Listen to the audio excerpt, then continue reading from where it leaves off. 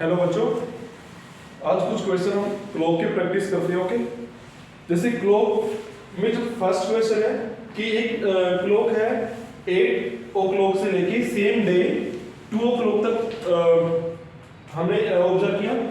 8 o'clock से 2 o'clock तक तो हमें बताना है कि जो आर एंड है उसने कितना डिग्री एंगल रोटेट किया। अब यहाँ पे देखिएगा, जैसे ये क्लॉक है, यहाँ पे 8 o'clock से रोटेट होना स्टार्ट हुई, 1 2 3 4 5 6 2 o'clock तक आर एंड रोटेट होके गई है। तो यहाँ से 6 सर का टाइम उसने लिया है, तो मींस 6 सर में कितने डिग्री का एंगल उसने रोटेट किया, ये आपसे पूछा जा रहा है। तो जैसा कि मैंने फर्स्ट वीडियो में बताया था क्लॉक में कि जो आर एंड है, आर एंड 1 आवर में 30 डिग्री का एंगल कवर करती है, राइट? क्योंकि 12 आवर्स में 360 डिग्री का एंगल कवर करती है। जिस पॉइंट से जैसे 8 o'clock से अगर चली है तो रात को 8 बजे ही वापस इस पॉइंट पे आएगी, मींस 12 घंटे में 360 डिग्री का एंगल बनाएगी। तो 1 आवर में कितना बनाएगी? 30 डिग्री का। तो 6 आवर में कितने डिग्री का एंगल बना, मल्टीप्लाई कर देंगे 30 से, 180 डिग्री। तो फर्स्ट क्वेश्चन का आंसर आपका क्या होगा? 180 डिग्री। सेकंड क्वेश्चन है the reflex angle between the hands of a clock at 10:25। हमें बताना है कि 10:25 पे जो मिनट हैंड और आवर हैंड के बीच में एंगल बनेगा उसका रिफ्लेक्ट एंगल क्या होगा, रिफ्लेक्स एंगल क्या होगा। अब रिफ्लेक्स एंगल बोल दे या फिर अपोजिट एंगल बोल दे, एक ही बात है। कल मैंने बताया था, पहले हम इसका एंगल फाइंड आउट करेंगे।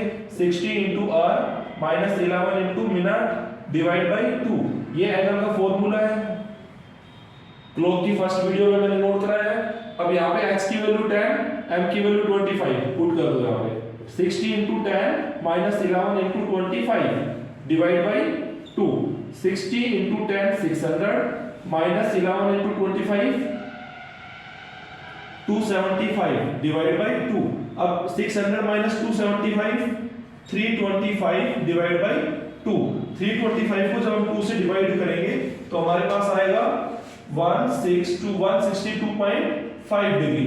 अब 162.5 डिग्री हमारा एंगल आ गया है यहाँ पे, लेकिन हमें बताना क्या है, इसका रिफ्लेक्स एंगल बताना है। तो इसका रिफ्लेक्स एंगल के लिए हम क्या करेंगे, जैसे कि हमारे पास ये वाला एंगल हमने फाइंड आउट किया तो इसका रिफ्लेक्स एंगल ये होगा। ओके, तो मींस 360 - 162.5 डिग्री। अब 360 से 162.5 डिग्री जब आप माइनस करोगे तो आपका आंसर आ गया 197.5 डिग्री। ये आपका सेकंड क्वेश्चन का आंसर हो गया है। ओके, थर्ड क्वेश्चन है a clock is started at noon by 10:05, ठीक है, then hour hand has turned through. अब इसने कहा कि नून से स्टार्ट हुई, यानी कि 12 o'clock पे स्टार्ट हुई है। ओके, और कहां तक गई है? 10:05, यानी कि 5:10 तक उसने वो नीडल चली है। तो यहां से यहां तक आर एंड ने कितने डिग्री का एंगल रोटेट किया है? तो यहां से यहां तक टाइम कितना हो गया आपके पास? 10 मिनट पास था। तो यहां पे हो गया 5 hours 10 minutes। अब आपको पता है कि 5 hours में कितना रोटेट होगी आर एंड? एक आवर में अगर 30 डिग्री का होती है, 30 डिग्री का एंगल रोटेट होती है, तो 5 hours में 30 * 5 150 डिग्री। और 10 मिनट्स में भाई 1 मिनट में कितना रोटेट होती है? Half degree. तो 10 मिनट्स में 5 डिग्री, 150 + 5 155 डिग्री। आपका आंसर होगा 155 डिग्री। ओके, फोर्थ क्वेश्चन देखते हैं। देखो फोर्थ क्वेश्चन है आपका, इसकी जो थोड़ी एडवांस टाइप है, गेन और लॉस, ठीक है। तो इसमें कह रहा है कि एक क्लॉक है जो 3 मिनट में 5 सेकंड गेन कर रही है। ओके, और उसको सही राइट टाइम सेट करके चालू किया गया है 7 AM पे। ओके, देन वो आफ्टरनून में, सेम डे आफ्टरनून में 4:15 o'clock शो कर रही है, मींस 4:15 शो कर रही है। अब ये जो 4:15 टाइम है ये क्लॉक का टाइम है, रियल टाइम नहीं है। रियल टाइम हमें बताना है कि एग्जैक्ट टाइम होगा क्या। ओके, और जो क्लॉक है वो 5 सेकंड गेन कर रही है इन 3 मिनट्स। ओके, तो आप समझिएगा, जब एग्जैक्ट 3 मिनट्स है तो क्लॉक क्या शो करेगी? 3 मिनट 5 सेकंड, यानी कि एग्जैक्ट जब रियल में 3 मिनट टाइम हुआ है, एक्चुअल में 3 मिनट टाइम हुआ है, तो क्लॉक शो करेगी 3 मिनट 5 सेकंड। अब देखिए, या तो हम इसको भी सेकंड में कन्वर्ट कर लें या फिर 5 सेकंड को मिनट में कन्वर्ट कर लें। तो जब हम 5 सेकंड को मिनट में कन्वर्ट करते हैं तो 5/60, क्योंकि 1 मिनट में 60 सेकंड होते हैं तो 60 से हम डिवाइड कर देंगे 1/12, यानी कि 3 + 1/12, यानी कि इसका मतलब हुआ 3 मिनट 5 सेकंड।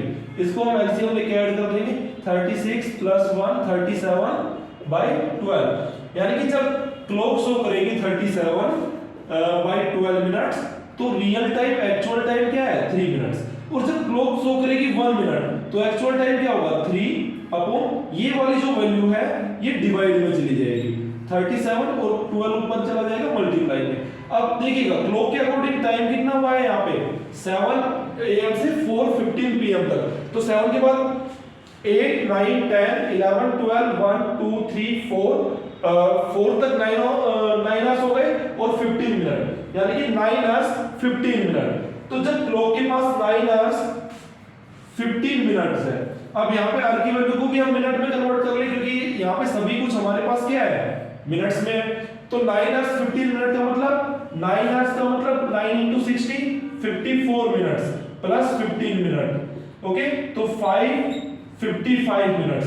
तो जब क्लॉक के पास 5:55 मिनट्स शो कर रही है क्लॉक, तो एक्चुअल में टाइम क्या होगा 3/37 × 12 × 555।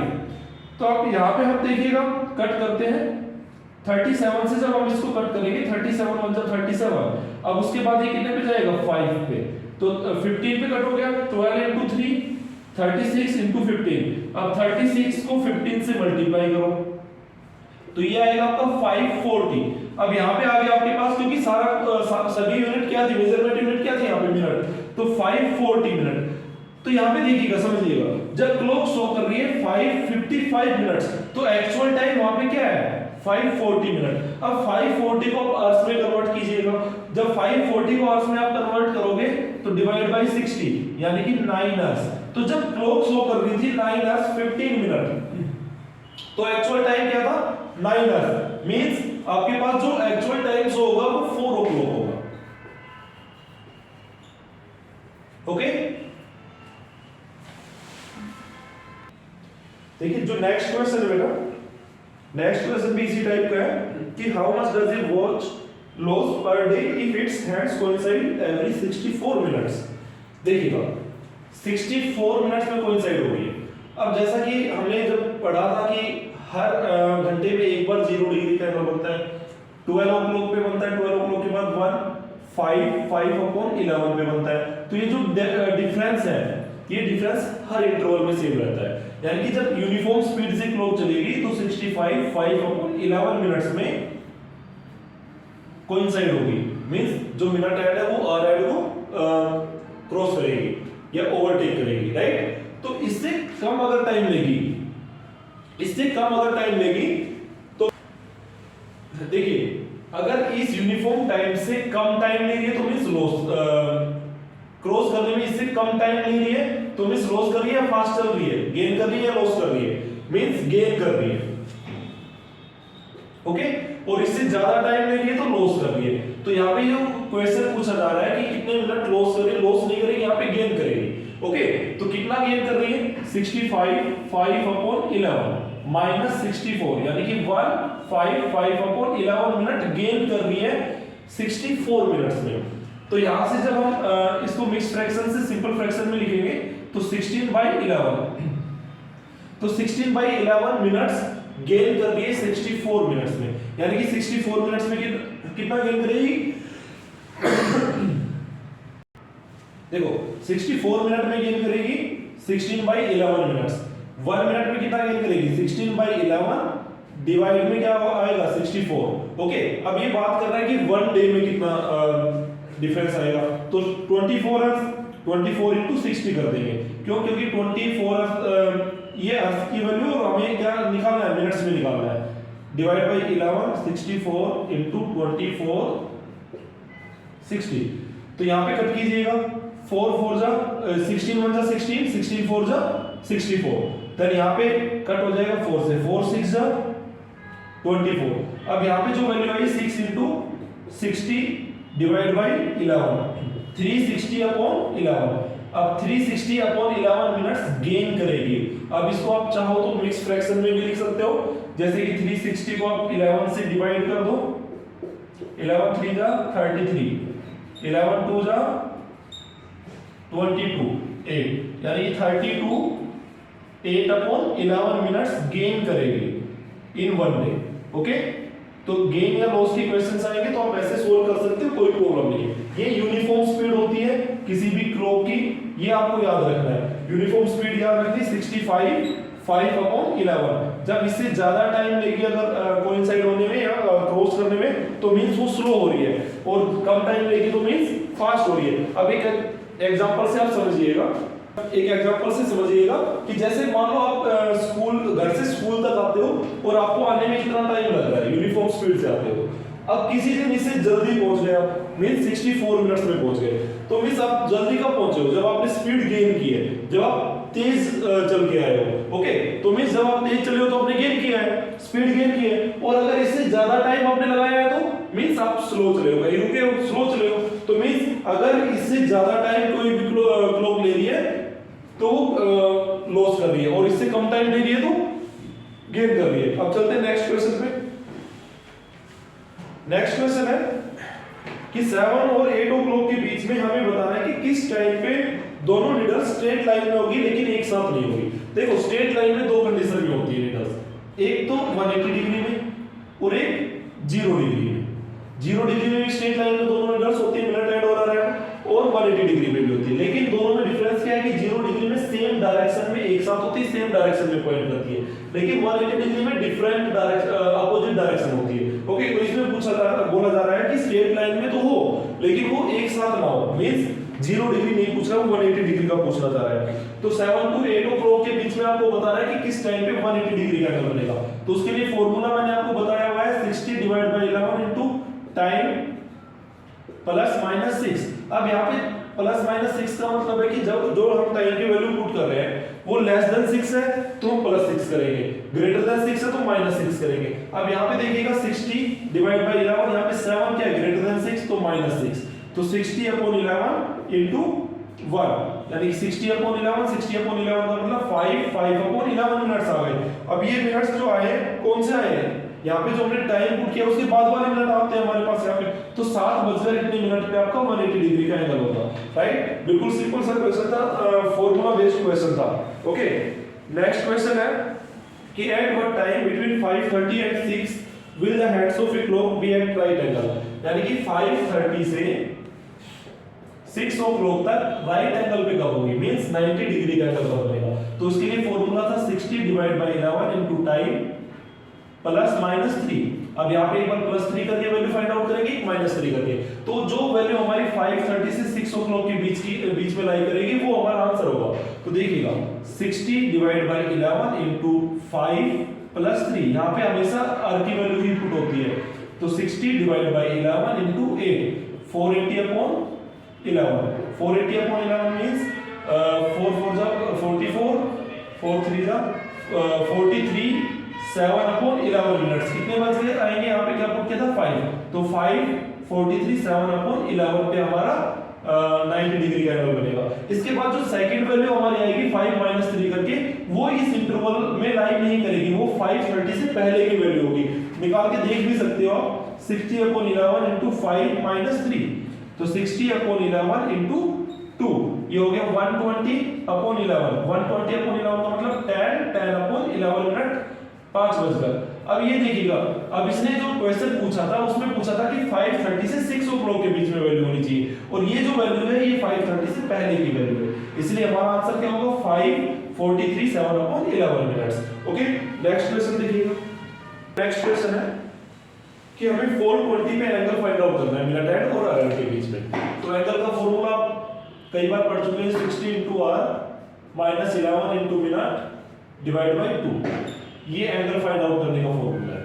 ओके, हमें निकालना है 420 पे, 420 पे निकालेंगे 60 into 4 minus 11 into 20 divide by 2, 60 into 4 240 minus 11 into 20 220 divide by 2, 240 minus 220 20 20 upon 2, answer क्या हो गया आपका 10 डिग्री। 10 डिग्री पे आपका बिना tan और rn के बीच में एंगल होगा। ओके, नेक्स्ट देखिएगा क्वेश्चन आपका, हमें एंगल फाइंड आउट करना है 515 पे। ओके, सेम है 515 पे एंगल फाइंड आउट करना है, same formula 60 into 5 minus 11 into 15 divide by 2, 300 minus 165 divide by 2, 165 means 11 into 15 का मल्टीप्लाई किया है मैंने। ओके, तो 300 minus 165 कितना होगा, 300 minus 165 5 3 1 135 135 by 2, इसको कट कर दो, 2 6 जा 12 2 7 जा 14.5 67.5 डिग्री का एंगल होगा इस पॉइंट पे। ओके, नेक्स्ट क्वेश्चन है, at 340 the rn and the minute hand of a clock form an angle of, यानी कि 340 पे पूछना चाह रहा है वो एंगल 340 पे। नेक्स्ट क्वेश्चन क्या है, 340 पे एंगल फाइंड आउट करना है, 60 into 3 minus 11 into 40 divide by 2, यहां से आएगा 180 minus 440 डिवाइड बाय 2। अब यहां पे देखिएगा, एक यहां पे थोड़ा सा डिफरेंस है कि यहां पे जो वैल्यू आएगी वो नेगेटिव आएगी, लेकिन कोई भी एंगल हमारा नेगेटिव नहीं होता है, एंगल हमेशा पॉजिटिव रहेगा। ओके, तो नेगेटिव के साइन को हम नेगलेक्ट कर सकते हैं, जो एंगल आएगा वो हमारा पॉजिटिव ही रहेगा। तो 440 से 180 माइनस कीजिएगा 260, तो यहाँ पे डिफरेंस है 260 डिवाइड बाय 2, तो एंगल हमारा हो गया 130 डिग्री। ठीक है, यहाँ पे माइनस से कंफ्यूज आपको नहीं होना है। ओके, नेक्स्ट क्वेश्चन है, how many times are the hands of a clock at the right angle in a day. कल मैंने बताया था कि एक किसी भी क्लॉक में, एनालॉग क्लॉक में जो राइट एंगल बनता है एक 1 आवर के इंटरवल में 2 टाइम बनता है, और 1 डे में कितनी बार बनता है, 44 टाइम्स। तो इसका आंसर होगा आपका 44 टाइम्स। अब नेक्स्ट क्वेश्चन आपका 830 पे आपको एंगल फाइंड आउट करना है, 830, तो सेम क्वेश्चन है, 830 पे एंगल फाइंड आउट कीजिएगा, 60 into 8 minus 11 into 30 divide by 2, 60 into 8 480 minus 11 into 30 330 divide by 2, difference इनका आ गया 150, 150 by 2 75 डिग्री, आंसर आ गया आपका 75 डिग्री। अब आज का लास्ट क्वेश्चन की बात कर लेते हैं। लास्ट क्वेश्चन है, how many times in a day are the hands of a clock in straight line but opposite in direction. अब यहाँ पे पूछा जा रहा है कि कितनी बार स्ट्रेट लाइन में होगी और अपोजिट डायरेक्शन में होगी। तो देखो, स्ट्रेट लाइन में जैसे एक तो इस वाली पोजीशन में स्ट्रेट लाइन में मींस जहां पे 180 डिग्री का एंगल बनेगा, और ये डायरेक्शन कौन सी है, अपोजिट डायरेक्शन है। और दूसरा स्ट्रेट लाइन में कब होगी, जब मतलब सेम डायरेक्शन होगी और 0 डिग्री का एंगल बना रही होगी, राइट। तो यहाँ पे बोल रहा है कि अपोजिट डायरेक्शन में होनी चाहिए, मींस आपसे पूछना चाह रहा है कि 180 डिग्री का एंगल एक दिन में कितनी बार बनेगा। तो 180 डिग्री का एंगल एक दिन में 22 टाइम्स बनेगा। इसमें ये थोड़ा कंफ्यूज करने के लिए ये भी कह सकते हैं कि एक दिन में मिनट हैंड और एरन कितनी बार स्ट्रेट लाइन में होगी, लेकिन यहाँ पे आपको ये नहीं बताया जाएगा कि वो अपोजिट डायरेक्शन में पॉइंट करेंगी या सेम डायरेक्शन में पॉइंट करेंगी।